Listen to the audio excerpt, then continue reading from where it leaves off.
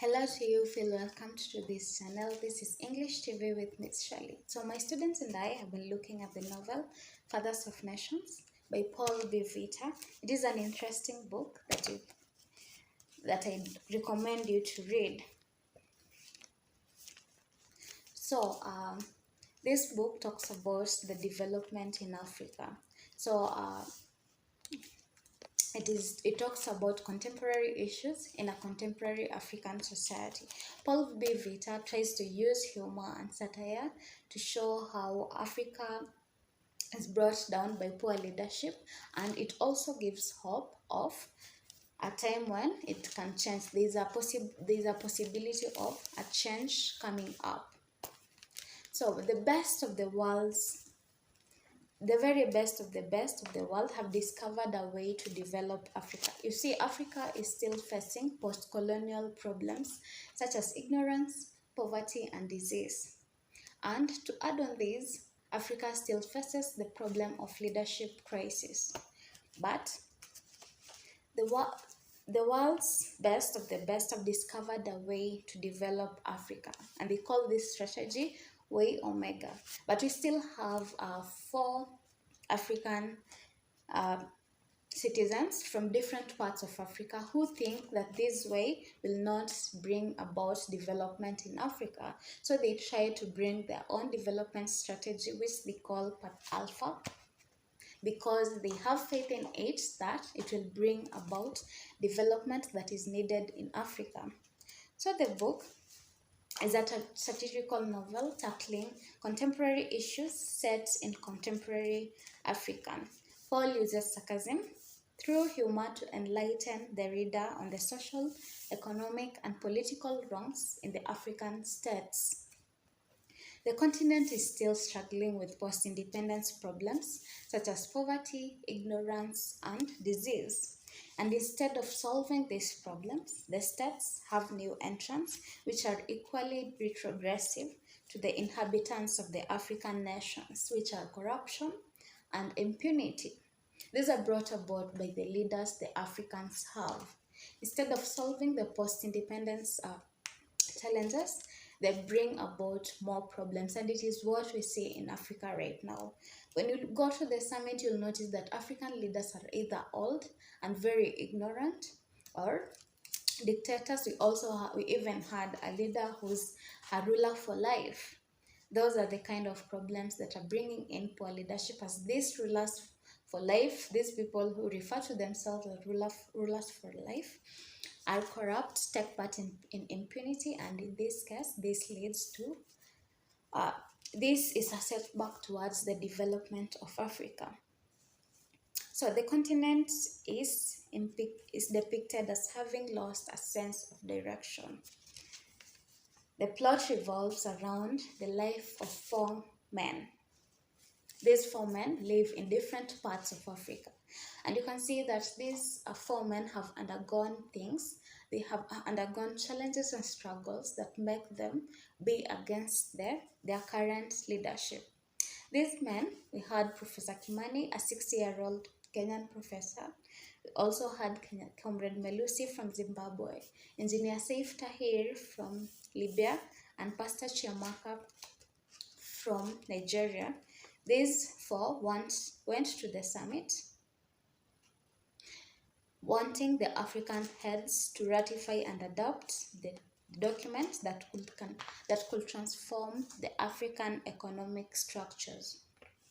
These four men have suffered under the current political system, and this is why they hold grudges against the same systems that affected them, and hence press for possible change. Let us first look at Professor Karanja Kimani, a Kenyan professor. So he is a 60-year-old Kenyan professor who symbolizes the African intellectuals striving for progress amidst political turmoil. He loses his wife to a politician, Newborn Walomu, who was his former colleague. You can see that in this case, politicians earn more than professors, which was not as it was before. And in this case, Professor Kimani seems to be angered by this situation, which even leads to his wife choosing newborn Walomu instead of him. He also lost his daughter to a fatal accident, possibly due to poor roads, and this was brought about because of poverty. It is a bit of an irony because a college professor lacks a private car to take his daughter where they're supposed to go, or maybe, yeah, in this case, their car was broken down and needed repair, and we don't expect a whole professor to have a broken down a car, which shows the state of poverty in Africa. And about the accident, it was possibly caused by poor roads in Africa, which was brought about by poor leadership in Africa. Everything comes down to poor leadership. Everything that happens still comes down to poor leadership. We also had Comrade Ngobile Melusi, a 70-year-old from Zimbabwe. So, Comrade Melusi reflects the spirit of a freedom fighter. He is a testament to those who have fought and continue to fight for justice and equality. And in this case, these people end up being ignored or even punished for what they do for their countries. His people, the Ndebele people, including his wife, are wiped out because they are perceived to be against the government. So we can see that Comrade Melusi suffers tribal divisions, which brings about the death of his people. And in this case, he ends up having a grudge towards his government, his leaders, president, and government. We also had Pastor Chineke Chiamaka, the Nigerian pastor and clergyman. He is arrested and put away in police custody for preaching about the government's failure to deal with issues bedeviling the nation. This is also a bit of an irony because he preaches about the government's failure. The government should be able to improve on what they do to right that wrong. But in this case, he becomes jailed for trying to air out what is supposed to be said. So we can see how African leadership has gone up. Yeah, it is in a bad set here. So we also notice that later on in the book, Pastor Chineke is even banned from preaching activities. Why? Because he just spoke about the government's failure to deal with corruption. We also had Dr. Abiola Folabi, the Nigerian academician, who also loses the American wife. Apart from this, we also had Engineer Saif Tahir, who also suffered under their leadership, and which affected his personal ambitions. We can see how sometimes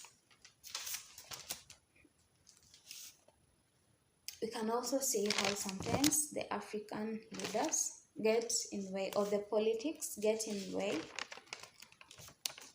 of personal interests and what people have passion about. Engineer Saif Tahir was once employed by the Tripolis Ministry of Defense.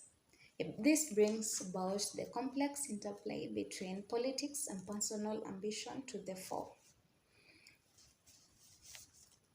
So the characters represent African society's diverse religious and intellectual dimensions.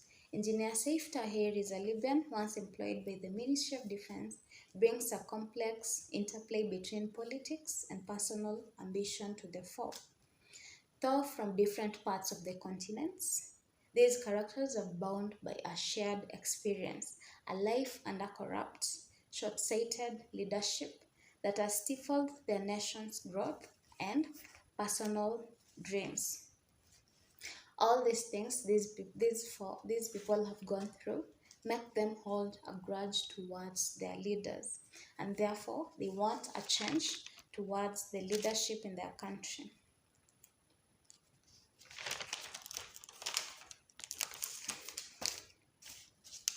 So the heart of the novel beats around the lives of these four men, each from different parts of Africa, and who, amidst their varied misfortunes, come together with a common goal. They are not just characters, they are the voice of millions echoing the content's pain, frustration, and hope. Their mission is bold and transformative: to urge the heads of state to ratify a document that could potentially revolutionize the continent's economic landscape. But this is a challenging task. Each of these men, has been scarred by the systems they wish to change. Their personal stories are testament to the broader afflictions of their land. We saw that Professor Kimani was shattered by personal laws. A colleague turned politician took his wife, and his daughter was lost in a fatal accident. His life is a mirror reflecting the chaos and heartbreak that poor leadership can wreak on its people. Pastor Chineke has a bold stance against the government corruption, and that lands him in jail. His voice stifled by the leaders supposed to protect it. This makes him hold a grudge towards the Nigerian leaders. Dr. Abiola Afolabi, despite his intellect and position, he is disillusional.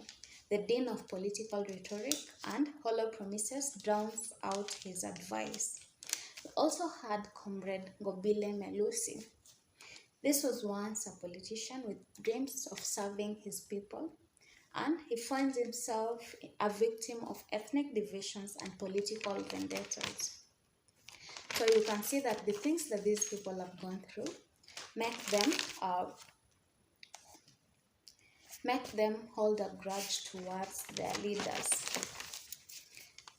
Fathers of Nation is more than just a story. It's a journey through the heart of Africa, through the lives of men who in their struggle and aspiration reflect the soul of a continent yearning for change.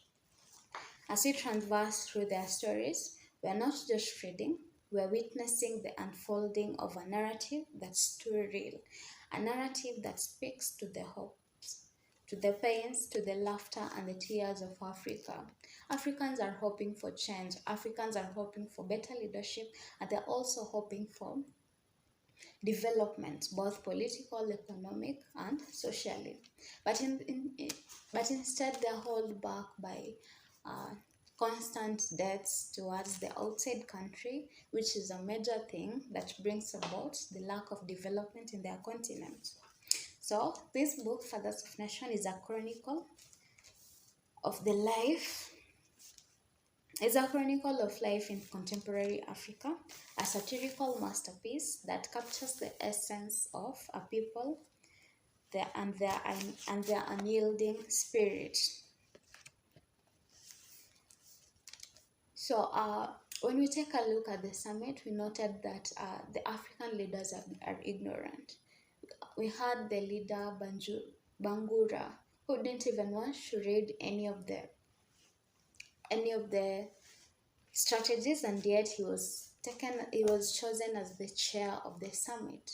So that clearly shows how African leaders are not up to task. We expect the fathers of nation to stand up for their nations, to be ready to serve their people. But in this case, the fathers of nations are ignorant. They're ready to serve themselves instead of serving the people, and they don't want to protect their own people. And that's why I think this book is a real brings about the reality that is happening in Africa, and we as Africans hope for a change that will bring about the development in Africa. I really hope you'll read the book. I hope you'll enjoy it. Please remember to subscribe, remember to like, and give me a comment about what you think about the book in case you read it.